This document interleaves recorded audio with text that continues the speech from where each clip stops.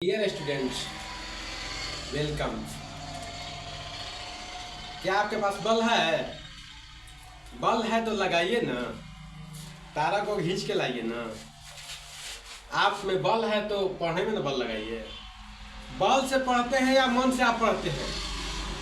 हमको बताएंगे कि आप बल से पढ़ते हैं या मन से पढ़ते हैं। तो जान लें कि बल क्या है। What is force? बल क्या है? कहता है क्या कि बल वह भौतिक कारण है जो किसी वस्तु पर आरोपित करने से उसकी अवस्था को बदलता है या बदलने की कोशिश करता है। अगर हम दीवार में धक्का मार दें तो यह भी बल है।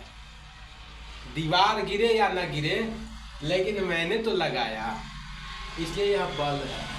बल का मात्रक न्यूटन होता है। इसे प्राय एन द्वारा सूचित किया जाता है। यह दो तरह का होता है।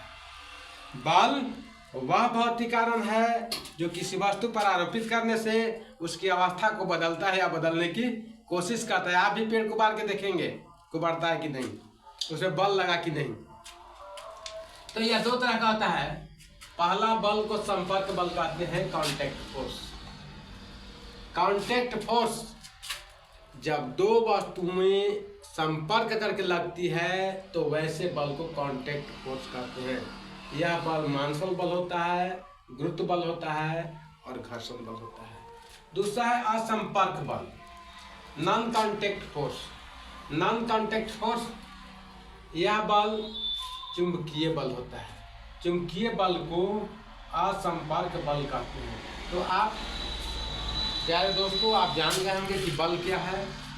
बल सबके पास है, मेरे पास भी है, आपके पास भी है।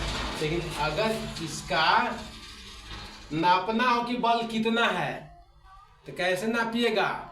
तराजू पर या किसी यंत्र पर। तो आपका वह यंत्र का नाम है न्यूटन। न्यूटन महोदय ने इस बल को खोज किया था, इसलिए इसका नाम है न्यूटन। मुझे